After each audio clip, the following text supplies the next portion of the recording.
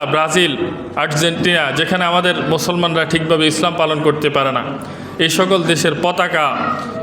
দেশের পতাকা নিজের বাসাবাড়ির ছাদের উপরে, তার বাড়ির দরজায়, হাই রোডের পাশে, মার্কেটের উপরে, সব জায়গাতে এই পতাকা দিয়ে বড় বড় বিলবোর্ড, সাইনবোর্ড দিয়ে, পেস্টুন, ব্যানার দিয়ে আমরা পুরা দেশকে রাঙিয়ে ফেলছি। কি বলেন, ঠিক কিনা? তাদের রসুলের দ্বারাই তোমার কাছে শরম লাগে, আর্জেন্টিনার পতাকা নিয়ে গেঞ্জি পরে পুরা বাজার তুমি হাঁটতে পারো, তোমার কাছে শরম লাগে না? লজ্জায় মরে যাওয়া উচিত আমাদের। যিনি যে পতাকা ব্যানার লাগাইছেন খুলে ফেলবেন, তার জন্য আমার পক্ষ থেকে পুরস্কার আছে। একজন দাঁড়ান দেখি, আছেন কেউ? আজকে আমরা গুরুত্বপূর্ণ আরেকটি বিষয় আলোচনা করছি, সেটা হলো বর্তমানে আমরা জানি যে বিশ্বকাপের একটা খেলা চলতেছে। বিশ্বকাপ মানে অনেক দেশের খেলোয়াড়রা মিলিত হয়ে যে কোনো একটা দেশে খেলা হয়। এই খেলাটা পুরা পৃথিবীর জুড়ে সব জায়গায় এটা প্রচারণা, এটাকে নিয়ে একটা উৎসব, আনন্দ, উল্লাস, যে মানুষ যে একটা গতিতে চলছে। আসলে এই বিষয়ে কিছু দিক নির্দেশনা আমাদের এই মসজিদের মিম্বর থেকে না দিলে নয়। যুবকদের উদ্দেশ্যে, বিশেষ করে যারা এই খেলাকে নিয়ে উন্মাদ হয়ে গেছে, পাগলের মতো হয়ে গেছে, হিতাহিত জ্ঞান হারিয়ে ফেলেছে, কি করতে গিয়ে কি করে ফেলছে অনেকের হুঁশও নাই। এই যে পতাকা টাঙানোর জন্য অনেকে এভাবে বিদ্যুৎ স্পৃষ্ট হয়ে মারা গেছে, অনেকে উপরে দালান থেকে পড়ে মারা গেছে, গাছের উপর থেকে পড়ে মারা গেছে, কেউ প্রতিবন্ধী হয়ে গেছে। কিন্তু তাদের এই উন্মাদনার শেষ কিন্তু এখনো হয় নাই। আপনারা দেখেছেন ইতিমধ্যে আমাদের ফেনীতে একটা ছেলে, সম্ভবত ছাগল নাইয়া বাড়ি, সে আর্জেন্টিনার পতাকা লাগাতে গিয়ে 2 হাত বিদ্যুৎ স্পৃষ্ট হয়ে কাটা পড়ছে। কিন্তু এই ছেলেটা, সে এখন পুরা এই দলের সাপোর্টারদের লিড দিতেছে। গত কিছুদিন পূর্বে আপনারা হয়তো অনেকেই দেখেছেন, বিভিন্ন মোবাইলের মিডিয়াগুলোতে এসেছে, যেটা সোশ্যাল মিডিয়াতে এসেছে, যে সে বিশাল একটা ওই দলের সমর্থকদেরকে নিয়ে ফেনীতে একটা মিছিল করেছে, এবং ওটা নামাজের সময় বিভিন্ন মসজিদের সামনে দিয়ে তারা গেছে, মুসল্লিদের ব্যাঘাত ঘটেছে, এটা নিয়ে মুসল্লিরা ক্ষোভ ঝেড়েছেন। তো এই জন্য এই বিষয় আসলে ইসলামের দৃষ্টিকোণ থেকে আমাদের যুবকদের উদ্দেশ্যে, বিশেষ করে যারা খেলাধুলার সাথে মত্ত রয়েছে, তাদের উদ্দেশ্যে কিছু কথা আজকে আমি বলার উদ্দেশ্য নিয়েছি। ইনশাআল্লাহ খেয়াল করেছি, আল্লাহ তাআলা তৌফিক দিলে বলবো। মোহতারাম হাজিরিন, সর্বপ্রথম আসেন, বিশ্বকাপ যে খেলাটা চলতেছে এটা একটা ফুটবল খেলা। তো ফুটবল খেলা শর্ত সাপেক্ষে জায়েজ আছে। এই খেলাটা শরীরের জন্য, ব্যায়াম ইত্যাদি ক্ষেত্রে অনেকটা উপকার আছে। বিদায় এটাকে যদি আপনি শরীর চর্চা বা ব্যায়াম হিসাবে যদি খেলেন, তবে এটা জায়েজ আছে। তবে এর মধ্যে কিছু শর্ত সারায়ত আছে, অন ইসলামিক কিছু সেখানে থাকতে পারবে না, জুয়া ইত্যাদি থাকতে পারবে না, এরকম আরও অনেকগুলো শর্ত আছে, আপনারা আলেম ওলামাদের থেকে জেনে নেবেন। তবে বর্তমানে যে বিশ্বকাপ চলতেছে, এই বিশ্বকাপকে আমি হারাম বলবো। এটা খেলা, এটা দেখা, এটা সমর্থন করা, সব কিছুই একজন মুসলমানের জন্য হারাম পর্যায়ে। কেন? এর অনেকগুলা কারণ আমি উল্লেখ করব। 1 নম্বরে আসেন, যারা বিশ্বকাপ খেলতেছে তারা কিন্তু সতর, যেটা এই সতর কিন্তু তাদের লঙ্ঘন হচ্ছে। কি বলেন? পুরুষের যেই সতর ইসলাম নির্ধারণ করে দিয়েছে যে নাভি থেকে হাঁটুর নিচ পর্যন্ত এই জায়গাটা হলো পুরুষের জন্য সতর, কিন্তু বিশ্বকাপ খেলার মধ্যে যারা খেলে তারা কিন্তু এই সতরকে লঙ্ঘন করে, হাঁটুর অনেক উপরে তাদের প্যান্ট থাকে। কি বলেন? কিন্তু তারা চাইলে কিন্তু দেখেন, এটা কিন্তু সতর ঢেকেও খেলা যায়। এই খেলাটা সতর ডেকেও কিন্তু চাইলে খেলা যায়, যেরকমভাবে ক্রিকেট খেলা হয়। কিন্তু না, এটাকে তারা এইভাবে খেলবে, কারণ এটাকে তারা, এই খেলার কিছু নিয়ম তারা বানাইছে যে এই খেলাটা খেললে এইভাবে খেলতে হয়। তো এই যে দেখেন, 1 নম্বরে এই বিষয়টা আছে, সতরের বিষয়। দেখেন, কোনো পুরুষের, আপনি হয়তো বলবেন যে যারা খেলতেছে এর মধ্যে অনেকে আছে অমুসলমান, তাদের তো সতর ফরজ না ওয়াজিব, এটা তাদের জানারও বিষয় নয়। কিন্তু আপনি যারা সমর্থন করছেন, আপনারা যে দেখতেছেন টেলিভিশনের পর্দায়, আপনার জন্য তো অপর পুরুষের সতর দেখা কোনোভাবে জায়েজ নয়। কারণ নবীজি সাল্লাল্লাহু আলাইহি ওয়াসাল্লামের এই বিষয়ে হাদিস রয়েছে, কোনো পুরুষ যেন কোনো পুরুষের সতরের দিকে দৃষ্টিপাত না করে, এভাবে কোনো মহিলা যেন কোনো মহিলার সতরের দিকে দৃষ্টিপাত না করে। যেই অঙ্গটা শরীয়ত ঢেকে রাখার জন্য বলেছে, যেটাকে ফরজ করেছে, এটা যদি কারো খুলে যায় অথবা খোলা থেকে যায়, অথবা সে ইচ্ছাকৃতভাবে খোলা রেখেছে, তবে অন্যদের জন্য সেদিকে তাকানো কি নাই, জায়েজ নাই, হারাম। তো এই জন্য ওরা কিন্তু ইচ্ছাকৃতভাবেই এটাকে খুলে রাখছে। এখন আপনি যদি ইচ্ছাকৃতভাবে বসে বসে তাকে দেখেন, তার সতরের দিকে অবশ্যই আপনার নজর পড়তেছে, চোখ পড়তেছে। তো এই জন্য এটা একটা হারাম বিষয়। তো এটা হলো বিশ্বকাপ হারাম হওয়ার 1 নম্বর। 2 নম্বর হলো এই বিশ্বকাপকে কেন্দ্র করে নানান ধরনের অশ্লীলতা এবং পতিতাবৃত্তির একটা সয়লাভ চলে। যেই দেশের মধ্যে এই বিশ্বকাপের আয়োজন করা হয়, আপনারা আমার থেকে ভালো জানেন, কারণ আমি আসলে এই সকল খেলাধুলার বিষয়ে তেমন একটা বিজ্ঞ নয়, অনভিজ্ঞ একজন মানুষ। আপনারা আমার থেকে বেশি বুঝেন, ভালো জানেন। আমি যতটুকু জেনেছি যে যেই দেশে এই খেলার আয়োজন করা হয়, ওই দেশে এই খেলোয়াড়দের মনোরঞ্জনের জন্য এবং যারা বিভিন্ন দেশ থেকে এই খেলাকে সরাসরি দর্শক গ্যালারিতে থেকে দেখবে, এই সকল লোকদের জন্য বিভিন্ন পতিতা, বিভিন্ন খারাপ মহিলাদের আনাগোনা ওই দেশের মধ্যে বেড়ে যায় এবং তাদেরকে বিভিন্ন দেশ থেকে হায়ার করে আনা হয়। এবং এই বিশ্বকাপকে কেন্দ্র করে পৃথিবীর বিভিন্ন দেশে সুন্দরী প্রতিযোগিতা হয়, সুন্দরী প্রতিযোগিতা। এই সুন্দরী প্রতিযোগিতার মধ্যে বাছাই করে এক একটা দেশ থেকে 1-2জন করে এই নারীদেরকে আবার নাকি বিশ্বকাপ খেলাকে কেন্দ্র করে যেই দেশে বিশ্বকাপ খেলা হয় ওখানে তাদেরকে আনা হয়। তাদের মাধ্যমে বিভিন্ন অপকর্ম ইত্যাদি করানো হয়, আর তাদেরকে এভাবে অঢেল টাকা দেওয়া হয়, যার দরুন এগুলো এদের তাদের সম্মতিক্রমে হয়। এগুলো মিডিয়া বা প্রচার মাধ্যমে এটা আসে না, কিন্তু সবাই বিতর্কতভাবে জানে যে আসলে ওখানে কি হয়। তো এই জন্য যেটা এই বিশ্বকাপকে কেন্দ্র করে নানান ধরনের অশ্লীলতা, নগ্নতা এবং পতিতাবৃত্তির সয়লাভ থাকে, আপনারা সকলে জানেন। আর বিশেষ করে যারা খেলোয়াড়, তাদের চরিত্রও কিন্তু এত ফুলের মতো পবিত্র নয়। আমরা যতটা তাদেরকে মনে করি, তাদের প্রশংসা করি, এরা হলো খেলোয়াড়, এরা ভাইরাল মানুষ, পরিচিত মানুষ। এদের জন্য হাজারো মেয়ে এভাবে তাদের জন্য পাগল। যে কোনো উপায়ে, যে কোনো সুযোগে তারা এভাবে বিভিন্ন মেয়েদের সাথে রাত্রি যাপন করে। আপনি একজন সাধারণ দর্শক হিসেবে বা একজন সাধারণ তার প্রতি ভালোবাসা রাখেন, এই বিষয়টা আপনি স্বীকার করেন আর না করেন, তবে বাস্তবতা এটা সত্য। কি বলেন, ঠিক কিনা? এরপরে আসেন 3 নম্বর হলো এই খেলাকে কেন্দ্র করে আমাদের সময়ের অপচয় হয়। সময়ের অপচয় কেমন অপচয় আপনি একটু চিন্তা করে দেখেন।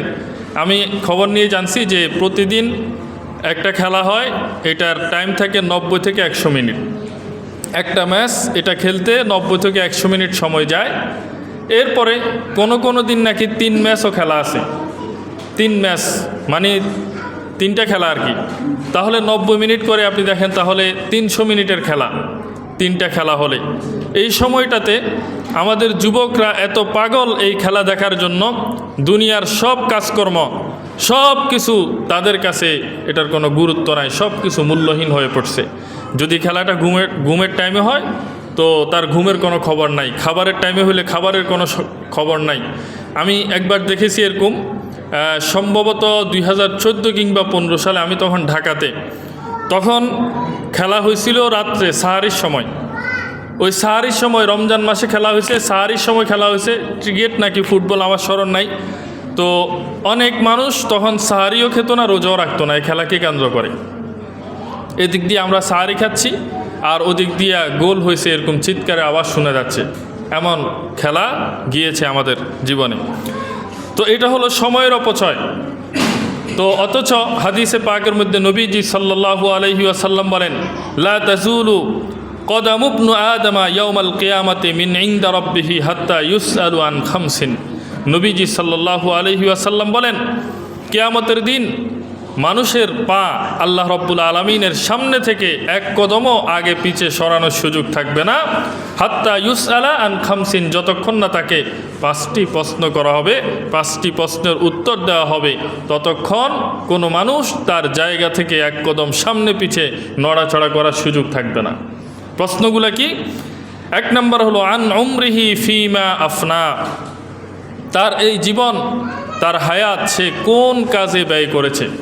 আল্লাহ যে তাকে 60 বছরের একটা সময় দিয়ে একটা হায়াত দিয়েছে, 70 বছরের সময় দিয়ে একটা হায়াত দিয়েছে, এই সময়টা কোন কাজে সে ব্যয় করেছে, এটা হলো 1 নম্বর প্রশ্ন।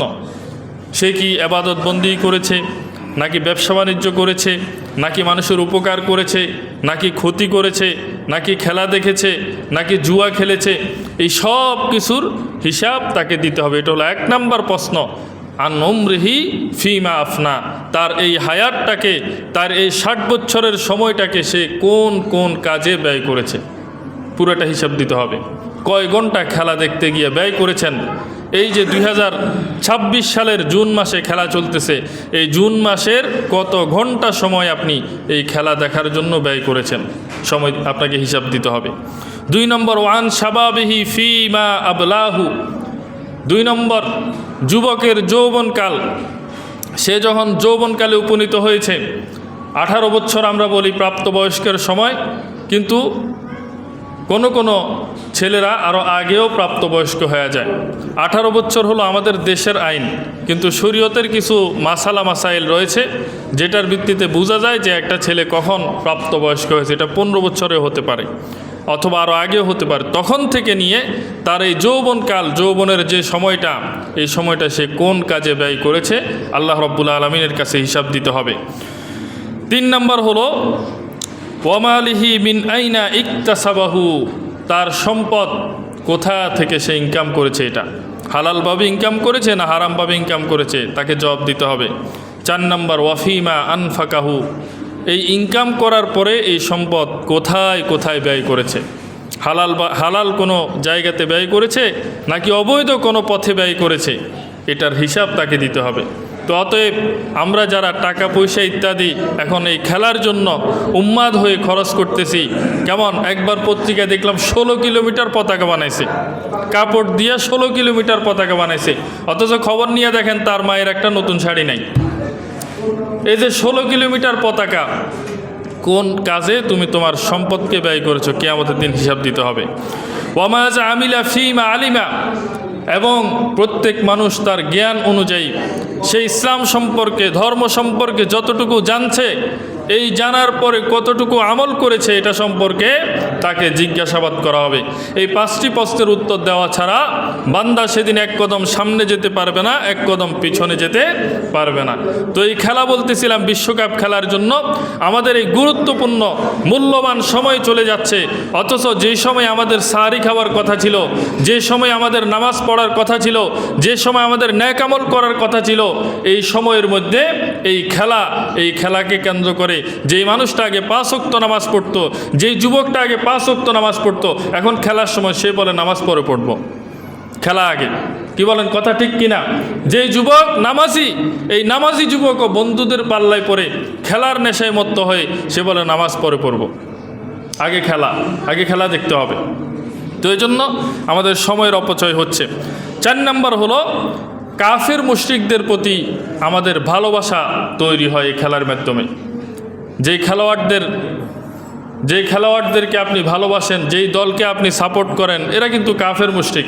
সেখানে মুসলিম দেশের দল খুবই কম আছে, থাকলেও তারা কিন্তু র্যাঙ্কে এত উপরে না, এজন্য তাদের সমর্থনও নেই। মুসলিম দেশ হলেও সমর্থন করা যাবে না, কারণ আমি যেই কথাগুলো বলতেছি মৌলিকভাবে এটা বিশ্বকাপ খেলার জন্যই প্রযোজ্য। তো এই জন্য কাফেরদের প্রতি ভালোবাসা, অথচ আল্লাহ রাব্বুল আলামিন কোরআনে কারীমের বিভিন্ন জায়গায় বলেছেন লা তাত্তাখিজুল কাফিরিনা আউলিয়া, যে তোমরা কাফের যারা তাদেরকে কি করিও না, বন্ধু রূপে গ্রহণ করিও না। ইমানদার যেন, কোনো মুমিন যেন কোনো কাফেরকে বন্ধু হিসেবে গ্রহণ না করে, তাদের প্রতি আমাদের দিলের কোনো ভালোবাসা থাকতে পারবে না। তবে তাদের প্রতি আমাদের ইনসাফ থাকবে, তাদের প্রতি আমাদের সুবিচার, ন্যায় বিচার থাকবে, কোনো অন্যায় থাকবে না, জুলুম থাকবে না। তবে তাদের প্রতি অন্তরঙ্গ ভালোবাসাও থাকতে পারবে না। অন্তরঙ্গ ভালোবাসা আর ন্যায় ইনসাফ ভিন্ন জিনিস, এটা খুব খেয়াল করবেন। তো দেখেন, কাফেরদের প্রতি আমাদের ভালোবাসার একটা দৃষ্টান্ত হলো, তাদের দেশের পতাকা দিয়ে আমরা পুরা দেশকে রাঙিয়ে ফেলছি। আপনি যেখানেই যাবেন দেখবেন এই যে কাফের দেশগুলা, ব্রাজিল, আর্জেন্টিনা, যেখানে আমাদের মুসলমানরা ঠিকভাবে ইসলাম পালন করতে পারে না, এই সকল দেশের পতাকা নিজের বাসাবাড়ির ছাদের উপরে, তার বাড়ির দরজায়, হাই রোডের পাশে, মার্কেটের উপরে, সব জায়গাতে এই পতাকা দিয়ে বড় বড় বিলবোর্ড, সাইনবোর্ড দিয়ে, পেস্টুন, ব্যানার দিয়ে আমরা পুরা দেশকে রাঙিয়ে ফেলছি। কি বলেন, ঠিক কিনা? তাদের প্রতি কেমন ভালোবাসা আমাদের, চিন্তা করে দেখেন। অথচ আমাদের ভালোবাসা প্রকৃত কালিমা, তাওহীদের কালিমা লা ইলাহা ইল্লাল্লাহ, এই কালিমা ছাড়া আমাদের বাঁচার কোনো উপায় নাই, বলেন ঠিক কি না? এই কালিমা যার হৃদয়ে থাকবে না সে কিয়ামতের দিন মুক্তি পাবে না। এই কালিমাই তৈয়বার পতাকা যদি কোনো যুবককে টাঙাইতে বলে, তখন সে বলে না আমি পারবো না। শুধু তাই নয়, আপনারা দেখেছেন যাত্রাবাড়ি ফ্লাইওভারে সেখানে কিছু যুবক, যেহেতু পুরা দেশে কাফের মুশরিকদের পতাকা পতপত করে উঠতেছে, কিছু যুবক সেখানে তাওহীদের কালিমা লা ইলাহা ইল্লাল্লাহর পতাকা লাগাইছে। তো সেখানে কে বা কারা জানি এই পতাকা এসে খুলে নিয়ে গেছে, এবং আরেকটা নিউজে দেখেছি এগুলা নাকি আগুনে পুড়িয়ে দেওয়া হয়েছে। তাওহীদের কালিমা লা ইলাহা ইল্লাল্লাহর পতাকা এটা আগুনে পুড়িয়ে দেওয়া হয়েছে। অথচ আমরা 90% মুসলমানের দেশে থাকি, যেই দেশে ব্রাজিলের পতাকা উড়ালে সমস্যা নাই, আর্জেন্টিনার পতাকা উড়ালে সমস্যা নাই, যুক্তরাষ্ট্র, ইউরোপ, আমেরিকা, কানাডার পতাকা উড়ালে কোনো সমস্যা নাই, এই দেশের মধ্যে লা ইলাহা ইল্লাল্লাহর পতাকা উড়ালেই যত সমস্যা। তো এই জন্য আমি যুবকদেরকে বলতেছি, হে যুবক ভাইরা, যারা ব্রাজিল, আর্জেন্টিনার পতাকা উড়াইছো, তোমরা ওই খেলোয়াড়দের প্রতি তোমাদের ভালোবাসা প্রকাশ করেছো, অথচ আল্লাহ রব্বুল আলামিন কাফের মুশরিকদেরকে অন্তরঙ্গ ভালোবাসা প্রদর্শনের জন্য নিষেধ করেছেন। এই কাজটা আমাদের উচিত হয় নাই, এটা আমাদের ঠিক হয় নাই। তাই জন্য তওবা করি এখন থেকে যে এই পতাকা আমরা নামিয়ে ফেলবো। পারবেন তো ইনশাআল্লাহ? এই খেলার আরও অনেকগুলো সমস্যা আছে। দেখেন, এরপরে আসেন, অনেকে এই খেলাকে কেন্দ্র করে মান্যত পর্যন্ত করে। মান্যত, খেলা চলতেছে তো এখন আগে থেকে মান্যত করে রাখছে যে তার দল যদি জিতে তাহলে সে একটা ছাগল দিবে, তার দল জিতলে সে 100 জনকে খানা খাওয়াবে। এভাবে মান্যত, আপনারা হয়তো জানেন না। আপনারা দেখেছেন সম্ভবত গত সেশনে কেউ তার পুরা বিল্ডিংটাকে ওই নিজের দলের পতাকা দিয়ে রাঙিয়ে ফেলছে। একটা 5-10 তলা বিল্ডিংয়ের বাহিরের সাইড রং করতে হাজার হাজার টাকা, লক্ষ লক্ষ টাকা ব্যয় হয়। আপনারা জানেন তো? এই যে আমাদের মসজিদের বাহিরে রং করার কথা আরও 6 মাস 1 বছর আগে কথা হয়েছে, এই মিম্বর থেকে আমি বলেছিলাম। কমিটি আমাকে বলেছে যে রং করব, কিছু টাকা মনে হয় কালেকশনও হয়েছে, কিন্তু আর্থিক অভাবে আমরা কিন্তু এই রঙের কাজটা করতে পারি নাই। কি বলেন? কিন্তু এই রঙের কাজের জন্য যিনি 100 টাকা দিতেও নারাজ, তিনিও কিন্তু এই পতাকার জন্য হাজার হাজার টাকা খরচ করছে। কি বলেন, ঠিক কি না? তো এই জন্য নিজ দলের জন্য মান্যত, দলের খেলা যদি জিতে যায় তাহলে সে এইভাবে মান্যত করে। তো এটাও নিষেধ। অবৈধ কাজে মান্যত করতে নিষেধ এসেছে, কোরআন হাদিসে এ ব্যাপারে নিষেধাজ্ঞা এসেছে। এরপরে হলো পরাজয় যদি তার নিজ দলের পরাজয় হয়, সেখানে অনেকে মানসিকভাবে ভেঙে পড়েন, এমনকি আত্মহত্যার ঘটনাও ঘটেছে, স্ট্রোক করে মারা যাওয়ার ঘটনাও ঘটেছে। গত সেশনে কুমিল্লাতে খেলা চলতেছে, আর মাত্র অল্প কয়েক মিনিট বাকি আছে, সম্ভবত 10-15 মিনিট, কিন্তু তার দলের পরাজয় নিশ্চিত হয়ে গেছে। সে জানে যে এখন আর 10-15 মিনিটে কিছুই হবে না।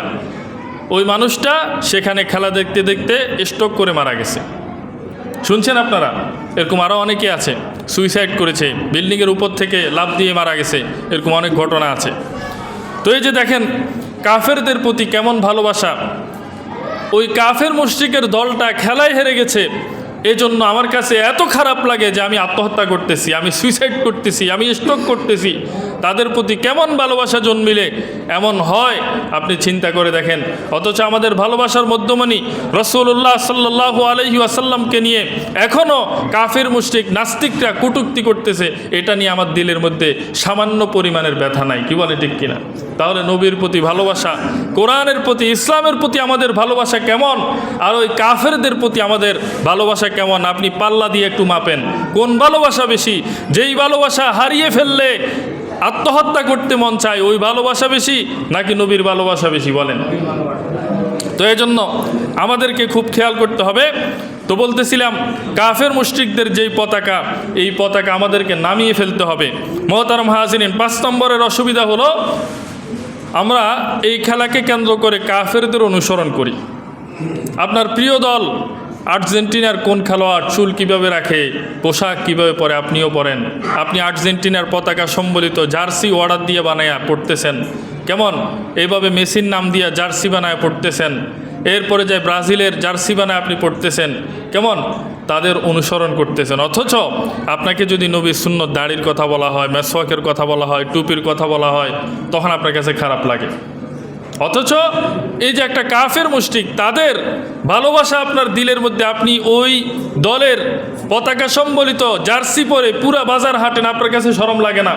কিন্তু দাড়ি রাখলে এখন যুবকের শরম লাগে, তার প্রেমিকা, তার গার্লফ্রেন্ড তাকে কি বলবে, বলেন না নাউজুবিল্লাহ। রসুলের দাড়ি তোমার কাছে শরম লাগে, আর্জেন্টিনার পতাকা নিয়ে গেঞ্জি পরে পুরা বাজার তুমি হাঁটতে পারো, তোমার কাছে শরম লাগে না। লজ্জায় মরে যাওয়া উচিত আমাদের, কি বলেন ঠিক কিনা? মোহতারাম হাজিরিন, রাসূলুল্লাহ সাল্লাল্লাহু আলাইহি ওয়াসাল্লাম এই জন্য বলেছেন, লাইসা মিন্না মান তাশাব্বাহা বিগাইরিনা। নবীজি বলেন, যে ব্যক্তি আমাদের দলভুক্ত নয় এমন কারো সাদৃশ্য অবলম্বন করবে, অর্থাৎ কাফের মুশরিকদের সাদৃশ্য অবলম্বন করবে, তারা আমার দলভুক্ত নয়। আল্লাহ রাব্বুল আলামিন নবীজিকে বলেন, লা তুতিল কাফিরিনা ওয়াল মুনাফিকিন, আপনি কাফের এবং মুনাফিক যারা, তাদের অনুসরণ কখনো আপনি করবেন না। তো এই জন্য কাফের মুশরিকদের অনুসরণ কখনো করা যাবে না। আমি তো শুধু গেঞ্জির কথা বললাম, জার্সির কথা বললাম, শুধু তাই নয়, ওই যে হাতের ব্রেসলেট, পায়ের বুট জুতা, এই সব কিছুকে অনুসরণ করে, বলেন ঠিক কিনা? তো এই জন্য কাফের মুশরিকদের অনুসরণ করা যাবে না। এই খেলার সময়টাতে ওই কাফের মুশরিকেরা তো ফাসেক, যারা খেলোয়াড় একটু আগে বলেছি, তাদের চরিত্র কিন্তু এত ভালো না।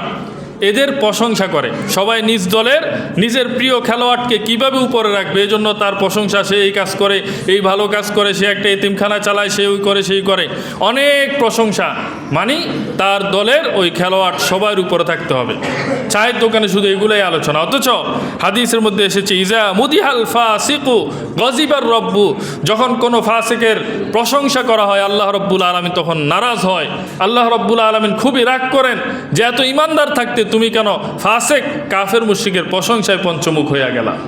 সেই জন্য কাফের মুশরিকদের প্রশংসা করা যাবে না, অতিরঞ্জন করা যাবে না। মোহতারাম হাজিরিন, এটাও একটা অসুবিধা। এভাবে 7 নম্বর হলো, এই খেলাকে কেন্দ্র করে জুয়ার আসর বসে। জুয়ার আসর খেলা শুরু হওয়ার আগ থেকে নিয়ে জুয়া শুরু হয়ে যায়, বাজি ধরা শুরু হয়ে যায়। যদি ব্রাজিল জিতে তাহলে আমি এত টাকা দিব, যদি আর্জেন্টিনা হেরে যায় এত টাকা দিব। এভাবে প্রত্যেকটা চায়ের দোকানে, প্রত্যেকটা গলিতে, রেস্টুরেন্টে এভাবে জুয়ার আসর বসে কি বসে না বলেন? জুয়ার আসর বসে। এটাও তো হারাম, জুয়াও তো ইসলামের মধ্যে হারাম করা হয়েছে। মোহতারাম হাজিরিন, 8 নম্বর হলো নিজেদের মধ্যে দ্বন্দ্ব তৈরি হয়। দ্বন্দ্ব এই খেলাকে কেন্দ্র করে আর্জেন্টিনা সাপোর্টার, ব্রাজিলের সাপোর্টার, এরা নিজেরা দ্বন্দ্ব করে, মারামারির ঘটনা ঘটে। ঘটে কি ঘটে না বলেন? আমি আসলে সব দেশের নাম জানি না, তো এই জন্য শুধু 2 দল বলতেছি। এই 2 দলের সাপোর্টার থাকলে এরা হয়তো রাগ করতেছে, কিরে হুজুরে শুধু ঘুরাই, এই 2 দলের কথা কেন কয়, আর গুলার কথা কেন কয় না? এই 2 দলের নাম শুনতে শুনতে আমি এগুলা জানি, আর কোন কোন দল আসলে খেলতেছে আমি আসলে জানি না। এই জন্য উদাহরণস্বরূপ হয়তো এই 2টা দলের নাম বলতেছি। 9 নম্বর হলো অপচয়, আর্থিক অপচয়। খেলাকে কেন্দ্র করে আর্থিকভাবে, শুধু আপনারা ব্যক্তিগতভাবে যে খরচ করেন তা নয়, একটা রাষ্ট্র পর্যন্ত এই খেলাকে কেন্দ্র করে কোটি কোটি টাকা ব্যয় করে। করে কি করে না বলেন? আপনারা গত সেশনে কাতারে খেলা হয়েছে, এই কাতারে এই খেলাকে কেন্দ্র করে তারা মিলিয়ন মিলিয়ন ডলার ব্যয় করেছে। এমন এমন হোটেল তারা তৈরি করেছে, যেই হোটেলে ওই সময় যে লোকজন ছিল এরপর এগুলা খালি পড়ে আছে। এমন স্টেডিয়াম তারা বানাইছে, শুধু একদিন খেলা হয়েছে, এরপর আর খেলা হয় নাই, ওটা পরিত্যক্ত পড়ে আছে। শুনছেন এরকম কথা? কোটি কোটি টাকা নাকি তারা ব্যয় করেছে। এভাবে অপচয় হয়। 10 নম্বর হলো, এই খেলার কারণে অন্যের কষ্টের কারণ হয়। রাতের 3টা বাজে হঠাৎ আপনারা গোল বলে চিৎকার দিয়ে উঠছেন, ওই ঘুমন্ত শিশুটা, অসুস্থ বৃদ্ধটা পর্যন্ত লাফ দিয়ে ঘুম থেকে উঠে গেছে। কি বলেন? শুধু তাই নয়, আতশবাজি, ফটকাবাজি ইত্যাদিও করা হয়। তো এই জন্য আমরা তো অন্তত আজকে এটা বুঝতে পারছি যে বিশ্বকাপ নিয়ে আমাদের যে উন্মাদনা, আমরা যে পাগল হয়ে গেছি, আমরা যে ইসলামের কি দিক নির্দেশনা এটা ভুলে গেছি, এটা তো অন্তত বুঝতে পারছি। কি বলেন? এই খেলা এটা মুসলমানরা এভাবে সমর্থন করতে পারে কি পারে না বলেন? কি বুঝছেন আপনারা? মুসলমানরা এটা কখনো সমর্থন করতে পারে না। কি বলেন? আমার সাথে একমত আছেন কি না? কারা কারা একমত দেখি হাত তুলে দেখেন একটু। মাশাআল্লাহ, আল্লাহ কবুল করুক। আপনারা যে বুঝছেন এই জন্য আমি খুশি, আলহামদুলিল্লাহ। বোঝা দরকার, বোঝা দরকার ভাই। এরপরে আসেন, এখানে অনেকে এমন আছেন যারা বিভিন্ন দেশের পতাকা লাগাইছেন, আছেন এখানে, আমি জানি। আমি এরকম একজন লোক চাচ্ছি যিনি এখান থেকে গিয়ে ওই পতাকাটা নামিয়ে ফেলবেন। একজন চাই, আমি তার জন্য দোয়া করব। কেউ আছেন? একজন দাঁড়ান, যিনি যেই পতাকা ব্যানার লাগাইছেন খুলে ফেলবেন, তার জন্য আমার পক্ষ থেকে পুরস্কার আছে। একজন দাঁড়ান দেখি, আছেন কেউ? আপনি যে লাগাইছেন, এই ভাই আপনি লাগাইছেন যে ওইটা কিন্তু সবাই জানে, ছবিও দিছেন, পোস্টারে ছবি দিছেন, শরম লাগে না? এখন এটা খুলে ফেলবেন বললে অশরম কিসের? একজন দাঁড়ান, যিনি এখান থেকে গিয়ে খুলে ফেলবেন, একজন দাঁড়ান, তার জন্য পুরস্কার আছে আমার পক্ষ থেকে। আছেন এরকম কেউ আছেন? আমি পুরস্কার নিয়ে আসছি আজকে, যদি আপনারা পুরস্কার না নিতে পারেন তো আমি পুরস্কার নিয়ে যাবো, আর কি করা? নাই, কেউ নাই, তার মানে কেউ লাগান নাই। কেউ যদি না লাগান তাহলে তো আলহামদুলিল্লাহ, যদি লাগাই থাকেন এখনও না খোলার প্রতিজ্ঞা করে থাকেন, এটা আসলে দুঃখনীয়। তো এই জন্য ঠিক আছে, অনেকের কাছে হয়তো লজ্জা লাগতেছে, এই জন্য বলতেছেন না। তো আপনারা নিজ দায়িত্ব এগুলো খুলে ফেলবেন তো, কি বলেন? খুলে ফেলবেন তো ইনশাআল্লাহ। আল্লাহ তাআলা সকলকে কবুল করুক, সকল বলি আমিন। আর যদি সুযোগ হয় কালিমার পতাকা লাগিয়ে দিবেন, যেহেতু এতদিন অন্য দলের কাফের মুশরিকের পতাকা লাগায় গুনাহের ভাগীদার হয়েছেন, এখন কালিমার পতাকাটা লাগাই দিবেন যদি পারেন আর কি। ঠিক আছে, এটার মধ্যে আসলে কোনো জঙ্গিবাদের কিছু নাই, একটা কালেমার পতাকার মধ্যে সন্ত্রাসবাদের কিছু নাই। মিডিয়া আমাদেরকে এগুলা সব সময় বলে যাতে করে আমরা এগুলা থেকে বিরত থাকি। আপনারা দেখেছেন গত কয়েক বছর আগে জঙ্গিবাদের আলামত প্রকাশ করছে তারা। জঙ্গিবাদের আলামত কি? সেটা হলো টাকনুর উপরে পায়জামা পরা, মুখে দাড়ি রাখা, এটা নাকি জঙ্গিবাদের আলামত। বলেন না নাউজুবিল্লাহ? এগুলা কেন? এগুলা তারা প্রকাশ করে আমাদের যুব সমাজকে ইসলাম থেকে দূরে রাখার জন্য, যাতে ওই যুব সমাজরা ভয়ে আর এটা এই কাজ না করে, দাড়ি যেন না রাখে। তো এই জন্য তারা আমাদেরকে ইসলাম থেকে দূরে সরানোর জন্য যত ষড়যন্ত্র করবে, আমরা এটা দাঁত ভাঙ্গা জবাব দিতে প্রস্তুত আছি ইনশাআল্লাহ। রাজি আছেন তো ইনশাআল্লাহ? তো এই জন্য এটাকে কেউ খারাপ মনে করবেন না। তো এই জন্য আল্লাহ তাআলা আমাদেরকে যেই কথাগুলো বলেছে আমল করার তৌফিক দান